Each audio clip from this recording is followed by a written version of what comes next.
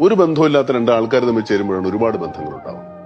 അതായത് ഒരു പുരുഷനും ഒരു സ്ത്രീയും തമ്മിൽ ഒരു ബന്ധമില്ല. അവർ തമ്മിൽ എന്തും വേണമെങ്കിൽ ബന്ധം വിച്ഛേദിക്കാം. അതായത് ഡിവോഴ്സ് ചെയ്യാവുന്ന ഏക റിലേഷൻഷിപ്പ് ഭാര്യയും ഭർത്താവും.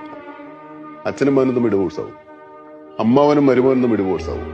പക്ഷേ ഈ ബന്ധങ്ങളെല്ലാം ഉണ്ടാവുന്നത് വിച്ഛേദിക്കാവുന്ന ഒരു ബന്ധം കൊണ്ടാണ്. അതിന് മനസ്സിലാവുന്നുള്ളൂ. ഈ വിവാഹബന്ധം എന്ന് പറയുന്ന ഒരു ബന്ധം, ഒരു സ്ത്രീയും പുരുഷനും കൂടെ ചേർന്നാൽ അവർക്ക് ആ ബന്ധപ്പെടൽ മാത്രമേ ഉള്ളൂ. അതുകൊണ്ട് അതിനുശേഷമാണ് നമ്മുടെ സമൂഹത്തിൽ ഈ സൊസൈറ്റിയിൽ റിലേഷൻസ് ഉണ്ടാവുന്നത്. അമ്മ, അച്ഛൻ, അനിയൻ, ചേട്ടൻ, അമ്മാവൻ, അമ്മാവി, അങ്ങനത്തെ ബന്ധങ്ങൾ ഉണ്ടാവും. ഈ ബന്ധങ്ങളൊന്നും മാറിപ്പോവില്ല. പക്ഷെ ഈ ഭാര്യയും ഭർത്താവും തമ്മിൽ പിരിയാം അല്ലേ? അപ്പൊ ഇതല്ലേ ഏറ്റവും നല്ല ബന്ധം?